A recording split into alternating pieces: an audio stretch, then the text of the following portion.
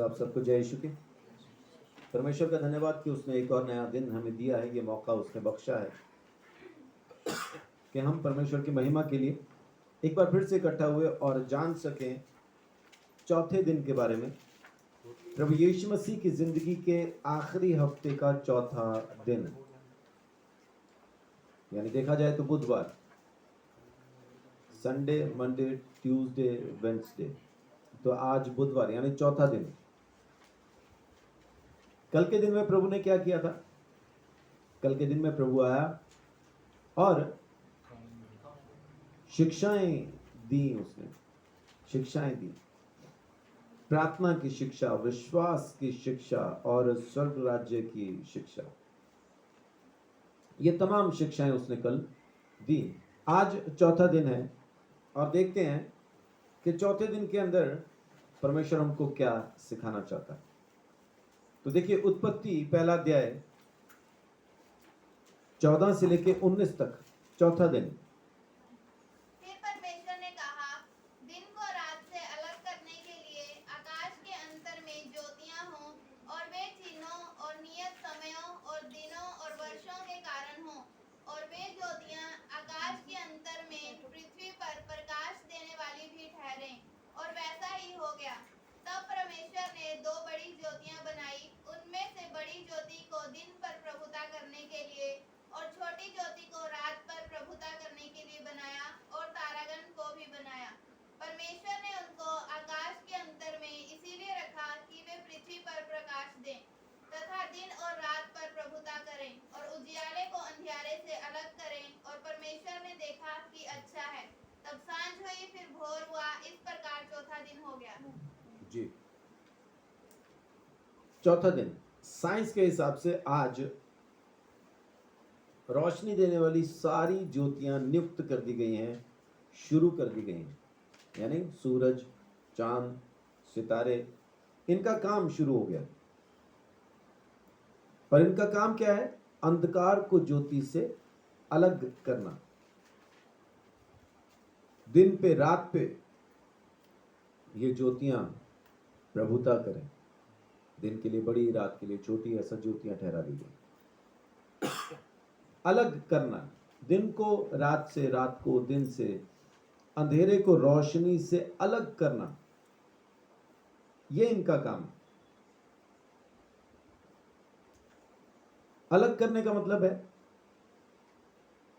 अगर सही अर्थों में देखा जाए तो मृत्यु जो है वो अलग करने का प्रतीक है। मर गया माने अलग हो गया।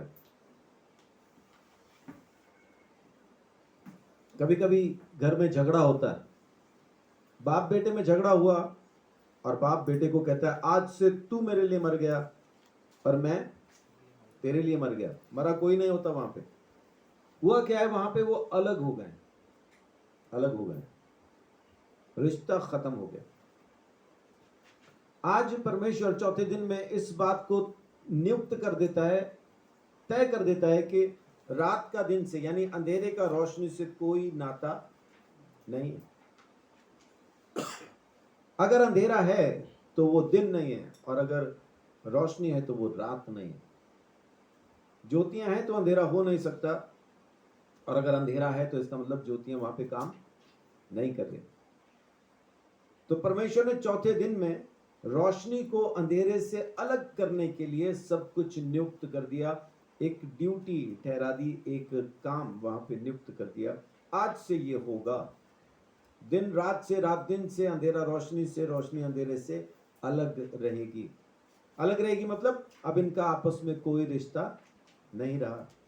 अंधेरे का रोशनी से कोई रिश्ता नहीं, रोशनी का अंधेरे से कोई रिश्ता नहीं। अंधेरा क्या है? रोशनी का न होना ही अंधेरा। हम अंधेरे को पैदा नहीं कर सकते। क्या हम अंधेरा पैदा कर सकते हैं? अभी ऐसी कोई चीज आपके पास है कि आप ऑन करें और अंधेरा हो जाए? आपने कोई चीज ऑन की और अंधेरा हो गया, ऐसा है कुछ? ऐसा कुछ नहीं है। इसका मतलब अंधेरा कुछ नहीं है, रोशनी का न होना ही अंधेरा। आप रोशनी बंद कर दें तो अंधेरा हो जाएगा। कुछ ऑन करने से अंधेरा नहीं होगा, रोशनी के बंद करने से हो जाएगा। ठीक ऐसा ही तापमान को नापने के लिए भी अपने पास कोई, या कहें कि सर्दी को नापने के लिए अपने पास कोई यंत्र नहीं है। है कोई यंत्र जो सर्दी नाप सके? है कोई? अजय, थर्मामीटर गर्मी बताता है आपको, गर्मी बताएगा, या फिर ये बताएगा गर्मी कितनी कम हो गई, है ना। बताते हैं तापमान -2 पे चला गया, वो ये नहीं कहते सर्दी बढ़ गई, वो कहते हैं तापमान घट गया, 0 से भी नीचे चला गया। तो गर्मी कम होने से सर्दी हो जाती है। तो सर्दी का अपने आप में कोई वजूद नहीं है, गर्मी का ना होना ही सर्दी। और अगर आपको गर्मी चाहिए तो कुछ ऑन करें, वो वातावरण को गर्म कर देगा, सर्दी रहेगी नहीं। आज अपने पास ऐसे यंत्र भी हैं जो ऑन करें तो सर्दी कर देंगे, लेकिन मापने के लिए अपने पास कोई यंत्र नहीं है कि सर्दी कितनी बढ़ गई। ऐसा कोई यंत्र अपने पास हो जो बता सके। तो सर्दी के बढ़ जाने के लिए अपने पास कोई नाप नहीं है, गर्मी के कम हो जाने का नाप है, तापमान कितना कम हुआ। तो इसका मतलब सर्दी भी अपने आप में कोई चीज नहीं, गर्मी का ना होना ही सर्दी है। ठीक वैसा ही अंधकार की जो ताकतें हैं, जिनको हम शैतान और उसकी ताकत कहते हैं, उनका भी हमारे सामने कोई सामर्थ्य नहीं है। लेकिन परमेश्वर का ना होना ही दुष्ट आत्मा है। अगर परमेश्वर है तो दुष्ट आत्मा हो नहीं सकती। तो दुष्ट आत्मा है का मतलब यह है कि परमेश्वर नहीं है, परमेश्वर का ना होना ही दुष्ट आत्मा। दुष्ट आत्मा अपनी तरफ से कुछ हमारी जिंदगी में काम नहीं कर सकता। अय्यूब का जीवन हमारे सामने उदाहरण है, परमेश्वर ने कहा तो वो जा पाया। चेलों का जीवन हमारे सामने उदाहरण है। यीशु ने कहा कि शैतान ने तुम्हें मांग लिया है कि गेहूं के समान फटके, परमेश्वर ने दे दिया इसलिए वो फटक पाया, नहीं देता तो कुछ नहीं कर पाता, उनको छू भी ना पाता। वही चेले बाद में अपने खतों में लिखते हैं कि शैतान हमें छू भी नहीं सकता, लेकिन उस वक्त उनको छुआ भी था, उनको फटका भी था, उनको भगाया भी था, कारण परमेश्वर ने सौंप दिया था इसलिए। तो शैतान हमारी जिंदगी में कुछ नहीं कर सकता। लेकिन यहाँ पे जो अलग होना है ये है रोशनी का अंधेरे से, अंधेरे का रोशनी से, रिश्ता खत्म हो जाना। अब मेरे साथ आए आप प्रकाशित वाक्य की किताब में 6 अध्याय उसकी 7 और 8 आयत में देखें कि चौथी मोहर क्या कहती है। जब उसने चौथी मोहर खोली तो मैंने चौथे प्राणी का शब्द यह कहते सुना, आहा, मैंने दृष्टि की और देखो एक पीला सा घोड़ा है और उसके सवार का नाम मृत्यु है और अधोलोक उसके पीछे पीछे है, और उन्हें पृथ्वी की 1/4 पर यह अधिकार दिया गया कि तलवार और अकाल और मरी और पृथ्वी के मन पशुओं के द्वारा लोगों को मार डाले। तो चौथा श्राप, चौथी जो मोहर है जो यीशु मसीह ने हमारे लिए खोली है, जो उसने दाम चुकाया अपना खून बहा के, वो है मौत, मृत्यु, अलग हो जाना, खत्म हो जाना, सदा के लिए नाश हो जाना। उस मौत को प्रभु यीशु मसीह ने अपने ऊपर उठाया। क्या शारीरिक मौत यीशु ने अपने ऊपर उठाई? नहीं, ये आत्मिक, वो दूसरी मौत है जो उन लोगों को आएगी जो आज तक प्रभु यीशु मसीह के लहू से खरीदे नहीं गए। जो कोई प्रभु यीशु मसीह के लहू से खरीदा गया इस मौत से आजाद है। लेकिन क्या लिखा है, किस किस चीज से? अकाल से, तलवार से, मरी से, जानवरों से लोग मरेंगे, लोग मरेंगे। और कितने? संसार की 1/4।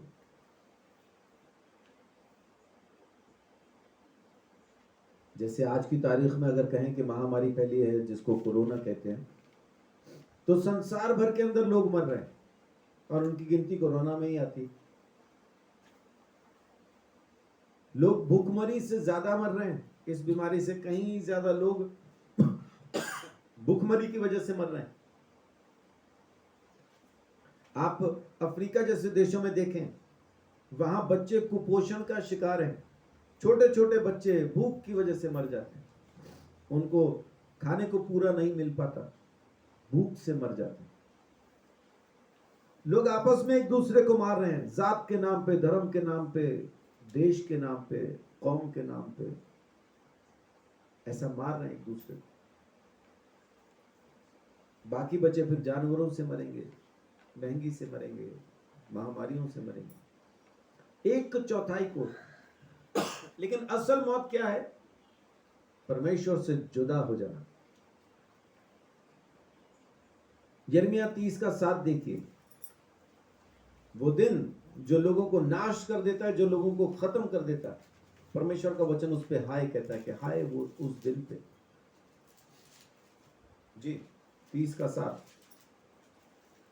हाय हाय वह दिन क्या ही भारी होगा, उसके समान और कोई दिन नहीं। वह याकूब के संकट का समय होगा, परंतु वह उससे भी छुड़ाया जाएगा। याकूब यानी इज़राइल की बात चल रही, उसके संकट का समय होगा, लेकिन परमेश्वर उसको वहां से भी, यानी अपने लोगों को परमेश्वर वहां से भी छुड़ा लेगा। लेकिन वो दिन बहुत भारी होगा, वचन कहता है हाय उस दिन पे।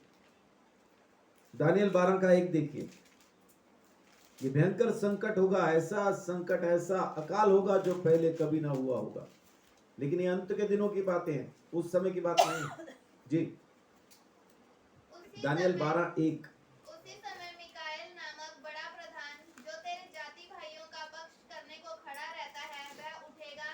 तब ऐसे संकट का समय होगा जैसा किसी जाति के उत्पन्न होने के समय से लेकर अब तक कभी उत्पन्न ना हो, अब तक कभी ना हुआ ना होगा। परंतु उस समय तेरे लोगों में से जितनों के नाम परमेश्वर की पुस्तक में लिखे हुए हैं, वे बच निकलेंगे। आमीन। हाय उस दिन पे बड़ा भारी होगा, और वचन कहता है कि ऐसा महासंकट ना कभी आया था, ना ही कभी आया होगा, और ना ही कभी आएगा। लेकिन प्रभु का धन्यवाद कि जिनके नाम उस परमेश्वर की जीवन की किताब में लिखे हैं, वो लोग उस दिन से बचा लिए जाएंगे। आमीन, हालेलुया। सच में हम सौभाग्यशाली हैं कि हम उस मौत से बच गए जिनके नाम इस जीवन की किताब में नहीं लिखे गए। प्रकाशित वाक्य 20 में लिखा है, उसका 15 में लिखा है, 15 से आगे जब आप पढ़ेंगे तो वहां पे लिखा है कि जिनके नाम जीवन की किताब में न लिखे गए, न पाए गए, वो आग की झील में डाले गए। ये आग की झील तो दूसरी मृत्यु है। इस दूसरी मौत से परमेश्वर ने हमको बचा लिया, दाम चुका के खरीद लिया। हमारे नाम उसने जीवन की किताब में लिखे हैं कि हम बचाए जा सकते हैं। वहीं लिखा है जहां पे मैंने बताया 15 में, और जिस किसी का नाम जीवन की पुस्तक में लिखा हुआ ना मिला, जी वह आग की झील में डाला गया। हाँ, यह आग की झील तो यह आग की झील दूसरी मृत्यु है। दूसरी मृत्यु है, ये दूसरी मृत्यु है। और धन्य है वो जिनके नाम जीवन की किताब में लिखे गए हैं, है ना। प्रभु यीशु मसीह क्या कहता अपने चेलों को, जब वो खुश हो के आके कहते हैं कि तेरे नाम से दुष्ट आत्मा भी हमारे वश में है, तेरे नाम से दुष्ट आत्मा भी हमारे वश में है। यीशु क्या कहता है, इस बात से खुश ना हो कि दुष्ट आत्मा तुम्हारे वश में है, खुश होना तो इस बात से खुश हो कि तुम्हारे नाम स्वर्ग में लिखे हुए। आमीन। तो खुशी इस बात की है कि हमारे नाम परमेश्वर ने स्वर्ग में लिख रखे। हमें वो जो अलग हो जाना था, जो ज्योति से अलग हो जाना था, जो सदा के लिए अंधकार में चले जाना था, वहां से उसने हमें बचा लिया। सदा की मौत से उसने हमें बचाया, हमेशा के लिए अलग हो जाने से उसने हमें बचा लिया। प्रभु का धन्यवाद। और देखिए मत्ती 24 अध्याय उसकी 21 और 22 आयत। ये परमेश्वर का अनुग्रह है, ये उसने खुद किया है, जानबूझ के किया है, अपनी मर्जी से किया है।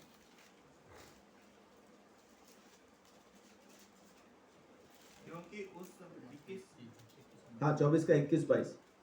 क्योंकि उस समय ऐसा भारी क्लेश होगा जैसा जगत के आरंभ से ना अब तक हुआ और ना कभी होगा। जी, यदि वे दिन घटाए ना जाते तो कोई प्राणी ना बचता, परंतु चुने हुओं के कारण वे दिन घटाए जाएंगे।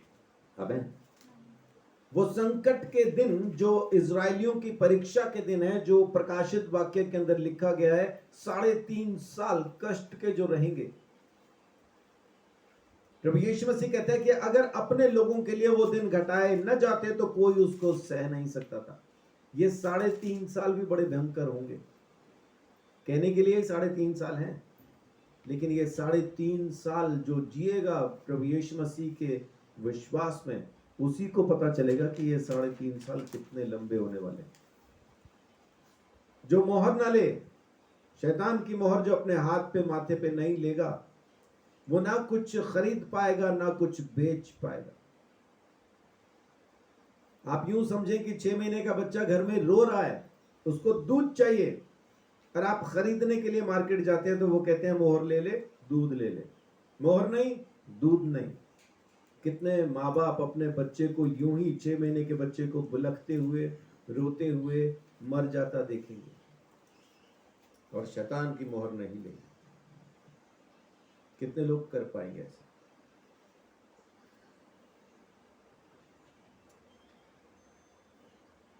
कहने के लिए 3.5 साल है, वो 3.5 घंटे नहीं देख पाएंगे,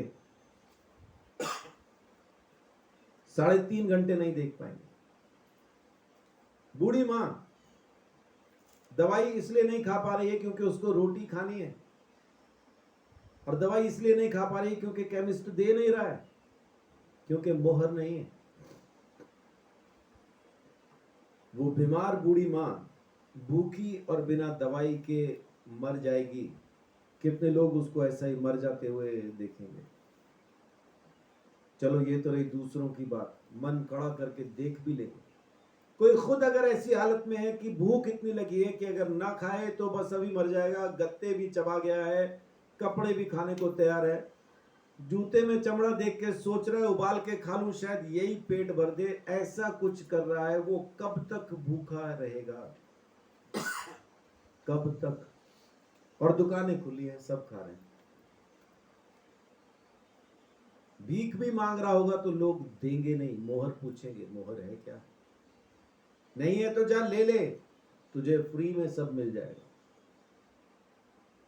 इसलिए यीशु कहता है प्राण देने तक विश्वास योग्य रहे। प्रभु का धन्यवाद कि परमेश्वर के वचन के मुताबिक हम लोग वहां पे नहीं होंगे। ये परीक्षा सिर्फ इजराइलियों के लिए, उससे पहले हमारा रैप्चर हो जाएगा, कलीसिया जमीन पे नहीं होगी। प्रभु का धन्यवाद। इस बात के लिए करोड़ों बार मैं उसका शुक्रिया अदा करता हूं कि वो दिन मैं नहीं देखूंगा, मेरी औलाद नहीं देखेगी, लेकिन वो लोग जो देखेंगे उनके लिए सोचिए कि उनका तब क्या होगा। अब उनको अलग होना है, अंधेरे से रोशनी में आना है। रोशनी से अगर वो अंधेरे में गए तो सदा के लिए खत्म हो जाएंगे। अब सिसक सिसक के मर जाना उनके लिए अच्छा होगा, बजाय इसके कि वो मोहर लगवा के सदा के लिए आग में जाके सिसके। तब वो पहचान पाएंगे कि असल में प्रभु कौन था, कौन है, कौन होने वाला। यीशु मसीह जगत की ज्योति है। देखिए यूहन्ना 1 अध्याय उसकी 4-5 पढ़िए। यूहन्ना 1 का 4-5।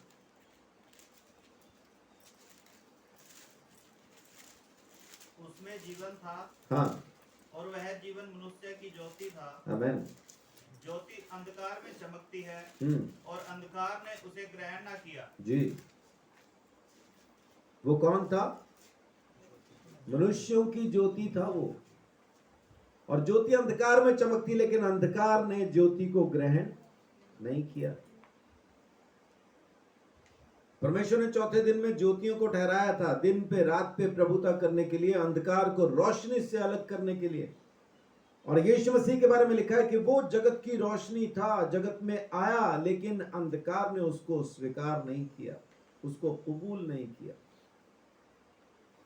अंधकार ने ज्योति को कबूल नहीं किया। वो जगत की ज्योति था, वो जीवन की ज्योति था, लेकिन अंधेरे ने उसको स्वीकार नहीं किया। यूहन्ना 8:12।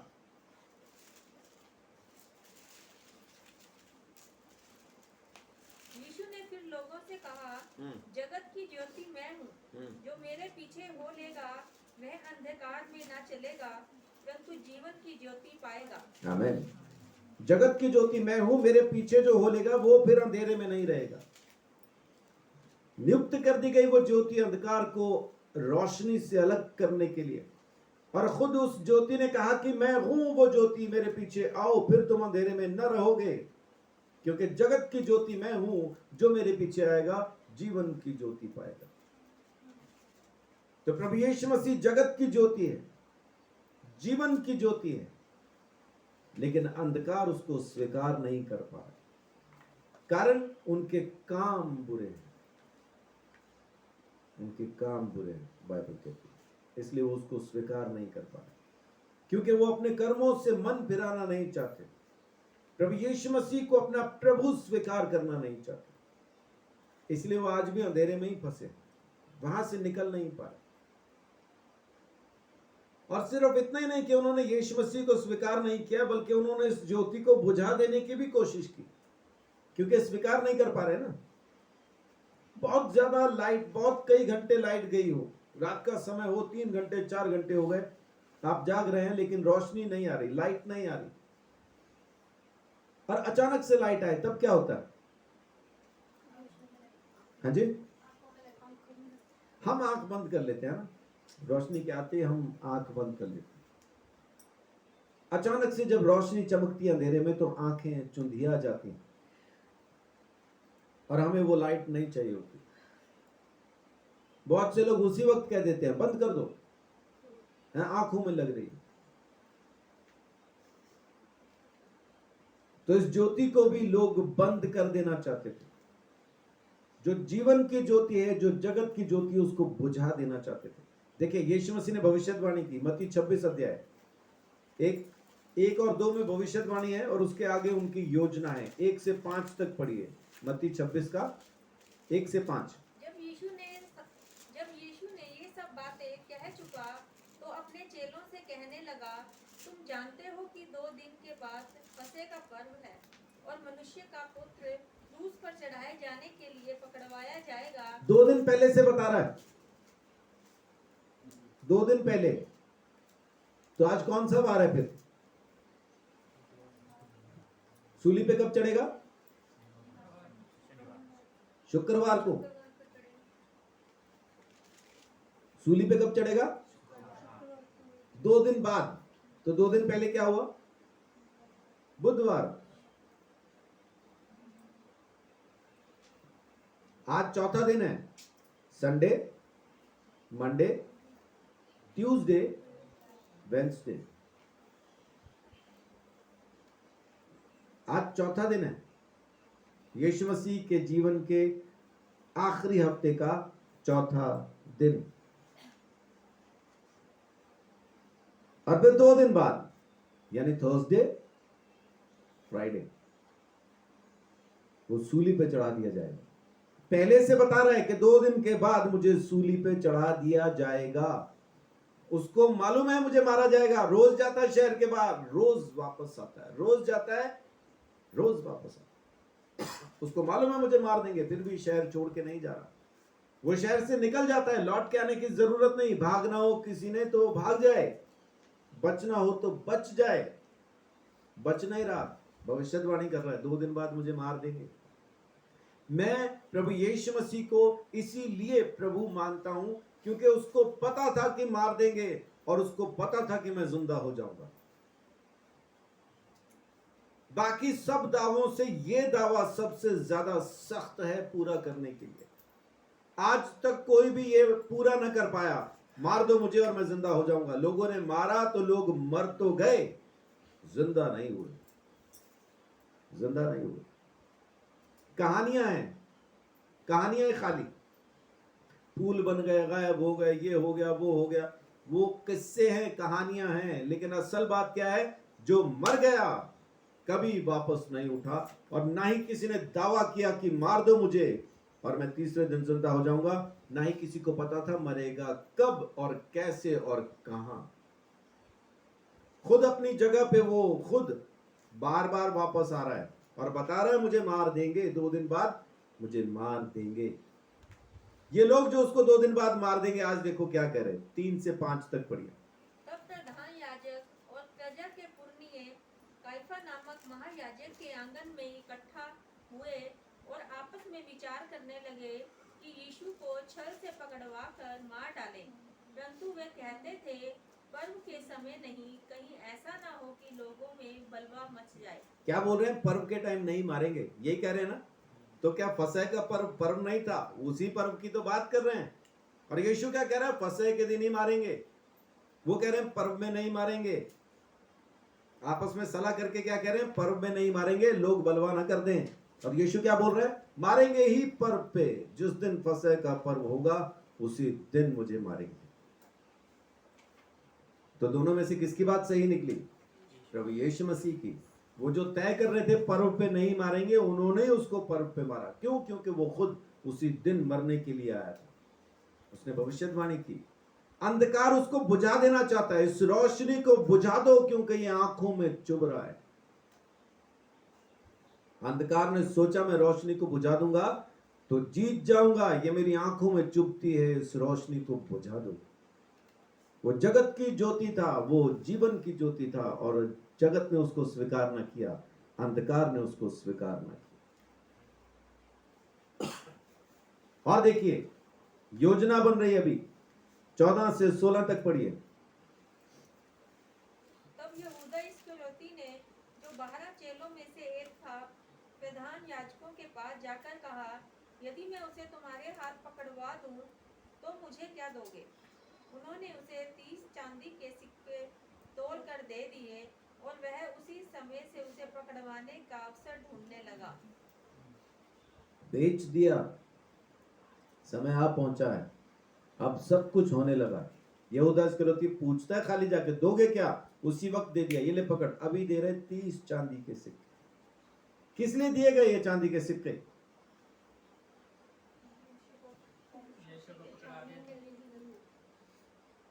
यीशु को पकड़वाने के लिए। क्या उनको 30 चांदी के सिक्कों की जरूरत थी कि भी 30 चांदी के सिक्के दें तभी वो पकड़ा जा सकेगा? ऐसा क्या तोप था वो यहूदा इस्करियोती जिसको खरीदना जरूरी था? जरूरी क्यों था?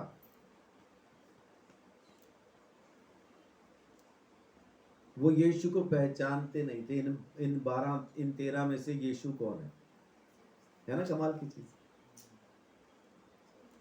अभी 10,000 बंदा खड़ा हो, उनमें एक पादरी हो, अपन दूर से पहचान लेंगे ये पास्टर है। 10,000 में से पहचान लेंगे ये है। अलग पूंछ लगी भी होती है, यीशु की पूंछ नहीं थी। 13 में से भी उसको पहचानने के लिए 30 चांदी के सिक्के देने पड़े। इनमें से यीशु कौन है? उसने कहा जिसको मैं चूमूंगा वही होगा, उसको पकड़ लेना। और यीशु ने भी कहा तू मुझे चूम के पकड़वाता है। कमाल की चीज है। जिसको मार डालना चाहते, जिसको पकड़ लेना चाहते, जिसको सूली चढ़ा देना चाहते, उसको पहचानते तक नहीं है। कौन? अंधकार यीशु को पहचानता नहीं है, मार देना चाहता है बस। इसीलिए आज उसके दास भी मारे जाते हैं, क्योंकि अंधकार उसके बारे में सुनना भी नहीं चाहता, क्योंकि अंधेरा हार गया है उससे। उसने उसको बुझाना चाहा, लेकिन जब अंधेरा रोशनी के पास उसको बुझाने के लिए जाता है, खुद खत्म हो जाता है। रोशनी खत्म नहीं होती। अंधेरा रोशनी के पास आएगा, खत्म हो जाएगा, दिखाई नहीं देगा कहाँ गया। तो ऐसा ही वो अंधेरा भी खत्म हुआ जो यीशु मसीह के पास आ रहा था। तो पहले दिन में परमेश्वर ने क्या बनाया? चौथे दिन में क्या बनाया? रोशनी को राज करने के लिए, है ना, सुबह पे, रात, दिन पे, रात पे प्रभुता करने के लिए ज्योतियां बनाई। और चौथी मोहर क्या खुली? मृत्यु की, अलग हो जाने की, खत्म हो जाने की। चौथे दिन में यीशु क्या कर रहा है? भविष्यवाणी कर रहा है, लोग मुझे मारेंगे, मुझे मारेंगे, इस ज्योति को बुझा देंगे, वो कह रहा है। चौथा कलमा यीशु मसीह ने क्या कहा? एली एली लमा शबक्तनी, हे मेरे परमेश्वर, हे मेरे परमेश्वर, तूने मुझे क्यों छोड़ दिया? मुझे याद करके बताएं ऐसी दूसरी जगह जहां पे यीशु मसीह ने परमेश्वर को पिता बाप न कह के परमेश्वर कह के बुलाया।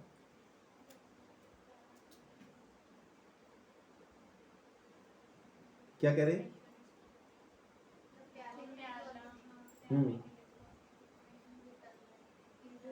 क्या वहां परमेश्वर कह रहा है? 26 का 39 देखिए। वहाँ पे कह रहा है शायद, जहाँ पे उसको जिंदा नहीं करा था, लेकिन यहाँ पे परमेश्वर की महिमा होनी जरूरी है। वो तो परमेश्वर की महिमा ऐसा लिखा है, बाप की महिमा, लेकिन कहीं पे वो बात कर रहा और उसको परमेश्वर कह के बुलाए, ऐसा। हाँ, पिता लिखा है ना। ऐसी कोई जगह नहीं जहां पर यीशु मसीह ने परमेश्वर को परमेश्वर कह के बुलाया। एक यही जगह है जहां पे वो कहता है, हे मेरे परमेश्वर, हे मेरे परमेश्वर, तूने मुझे। तो यहां पे क्यों कहा उसने परमेश्वर? क्योंकि अलग हो गया। रोशनी से यीशु मसीह अलग हो गया। तो इस वक्त वो भी अंधकार में था, मरी हुई हालत में था, परमेश्वर से जुदा हो गया। क्यों जुदा हो गया?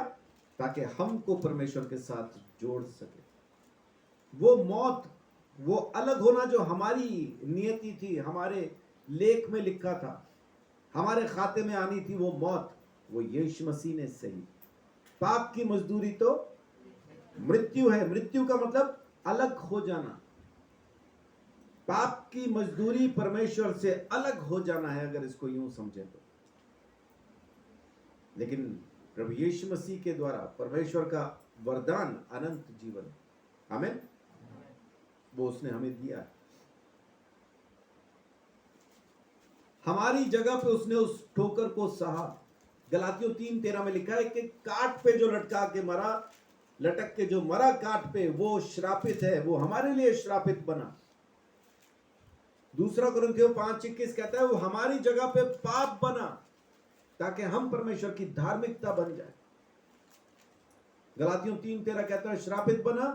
दूसरा कुरिन्थियों 5:21 कहता है कि वो खुद पाप ठहरा हमारे लिए, ताकि हम प्रभु यीशु मसीह में होके परमेश्वर की धार्मिकता बन जाएं। हमें परमेश्वर से मिलाने के लिए, हमें धर्मी बनाने के लिए प्रभु यीशु मसीह ने ये सारा कुछ सह लिया। जब आप देखें वहां पे लिखा है कि कटोरा, ये प्याला टल जाए, तो प्याले का मतलब है श्राप।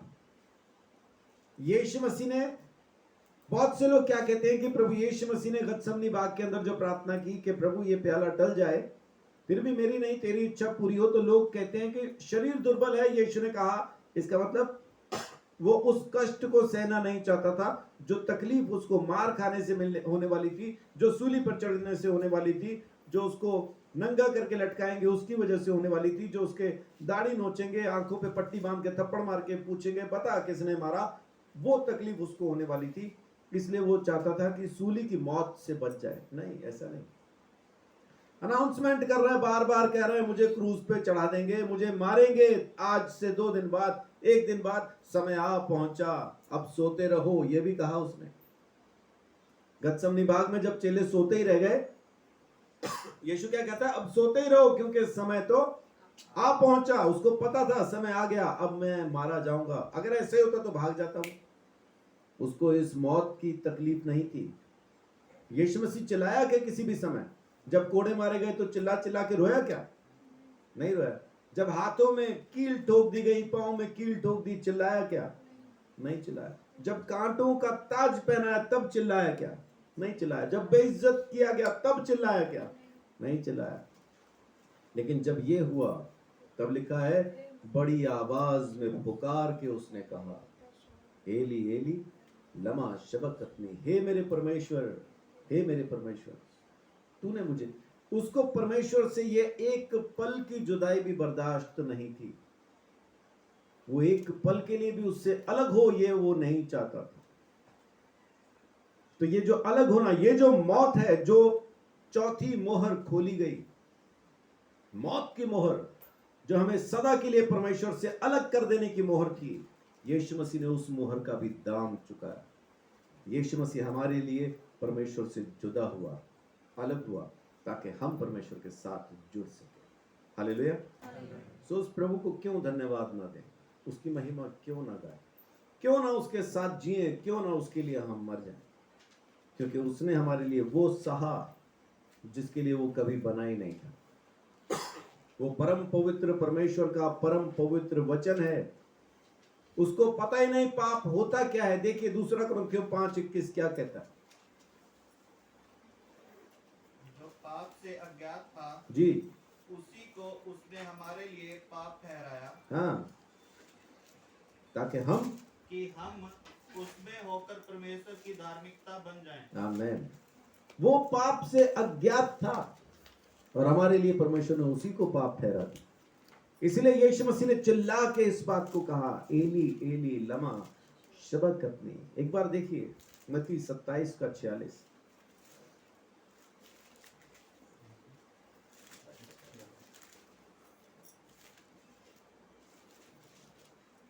तीसरे पहर के निकट यीशु ने बड़े शब्द से पुकार कर कहा, एली एली लामा सबकतनी, अर्थात हे मेरे परमेश्वर तूने मुझे क्यों छोड़ दिया। हाँ, तीसरे पहर के निकट उसने बड़ी आवाज में कहा, पुकार कर कहा, मुझे क्यों छोड़ दिया। कौन से टाइम पे कहा? तीसरे पहर में। तीसरा पहर मतलब कब शुरू होता है? तीसरा पहर। और दूसरा पहर कब खत्म होता? पहला पहर कब शुरू होता है? सुबह 9 से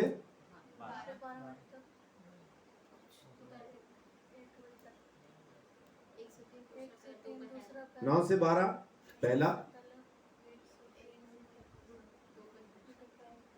12 बजे से दूसरा पहर शुरू होता है। इसीलिए हम कहते हैं दोपहर को बाहर नहीं जाना। ये दोपहर नहीं है, दोपहर है, दूसरा पहर है। दूसरा पहर 12 से 3।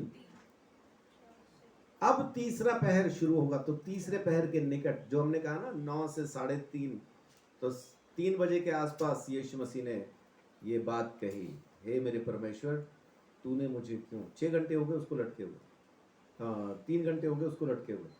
12 से 9 से 3 तक, 9 से 12 3 घंटे, और 3 घंटे आगे 12 से 3, 6 घंटे हो गए उसको अभी सूली पर लटके हुए। और अब जाके उसने कहा, हे मेरे परमेश्वर तूने मुझे क्यों छोड़ दिया।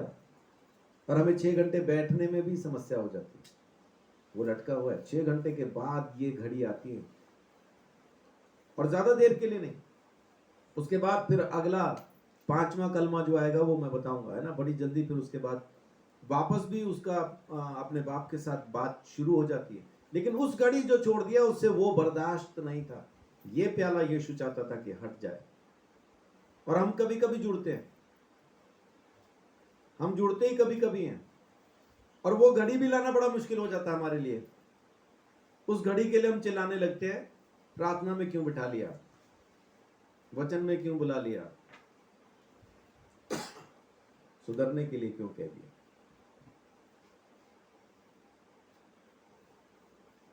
मैं नहीं जाऊंगा, मैं नहीं जाऊंगी। और यीशु मसीह एक पल को भी अलग नहीं होना चाहता। तो चौथा दिन उत्पत्ति में क्या हुआ? सूरज, चांद, सितारे नियुक्त कर दिए गए रोशनी पर प्रभुता, यानी दिन और रात पर प्रभुता करने के लिए, रोशनी को अंधेरे से अलग करने के लिए। चौथी मोहर क्या खुली? मृत्यु की मोहर। और ये मौत कौन सी है? परमेश्वर से सदा के लिए अलग हो जाने की मोहर। यीशु मसीह ने आके क्या किया उस दिन? भविष्यवाणी की। भविष्यवाणी की, 2 दिन बाद मुझे मार देंगे। समय आओ पहुंचा, अपने चेलों को बोल रहे, लेकिन बहरे हैं वो, बहरे। पास्टर सैमसन क्या बताने आए थे लुधियाना से हमें? सुनो, उनके चेलों को भी यही जरूरत थी, यीशु मसीह के चेलों को भी यही जरूरत थी। सुनो क्या कह रहा है, 2 दिन बाद मार देंगे, जिंदा हो जाएगा तीसरे दिन। सुन ही नहीं रहे, इसीलिए भाग गए। जैसे पता चला मार दिया, ओ हम भी मर गए, भागो। पतरस को पूछा, तू उसका चेला है? कौन? यीशु। दूसरी बार मैं जानते नहीं यीशु को। औरत पे तो गुस्सा ही हो गया जब औरत ने कहा, मेरे को तो इसकी बोली से लगता है पागल है क्या तू? यार दिमाग ठीक है तेरा? तूने कब देख लिया मेरे को उसके साथ? मैं था ही नहीं उसके साथ। इतने में मुर्गा बोला, तू ही था तू।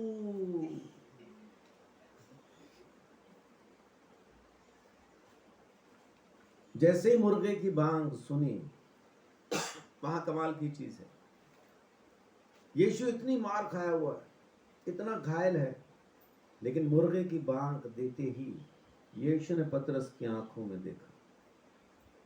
और जैसे यीशु ने पतरस ने यीशु को देखा, उस रोज सच में उसकी मुलाकात अपने परमेश्वर से हो गई। तब बाहर जाके रोया, पछताया, विश्वास में वापस आ गया। अब उसको दोबारा अगर कोई पूछता ना चौथी बार, तो कहता मैं जानता हूं। लेकिन यीशु ने नियुक्त नहीं किया था वैसा। वो 3 बार मना करेगा, यही बताया। चौथे दिन में रोशनी को अंधकार से अलग करने के लिए ज्योतियां नियुक्त की, और चौथी मोहर खुली जो मौत की मोहर थी, जो हमें परमेश्वर से जुदा कर देने की मोहर थी। और तीसरे दिन में यीशु ने आके भविष्यवाणी की कि ये अंधकार मुझे मारने के लिए तैयार है, ये अंधेरा इस रोशनी को बुझा देगा। तीसरे दिन में जो उसने दृष्टांत बताया था कि बाप ने भेजा सेवकों को कि जाओ जाके किसानों से बागीचे का हिसाब ले आओ, उन्होंने उनको मार के भगा दिया।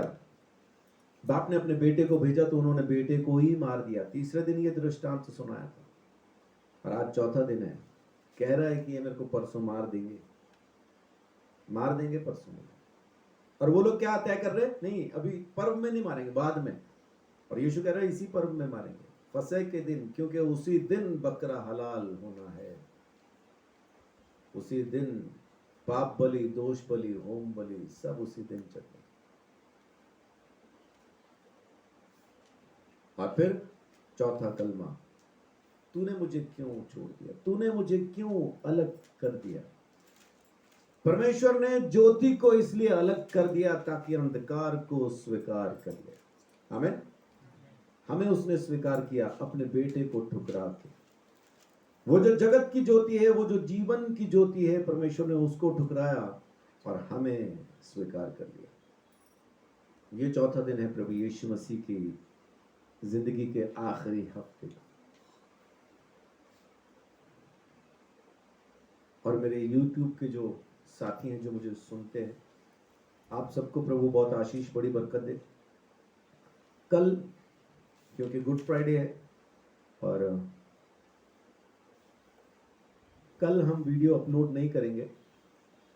परसों 2 वीडियो एक साथ हम अपलोड करेंगे, 5वें दिन का और 6ठे दिन का। क्योंकि हम लोगों ने सोमवार से शुरू किया, इसलिए हम एक दिन पीछे चल रहे हैं, लेकिन हफ्ता तो अपने तेजी से चल रहा है।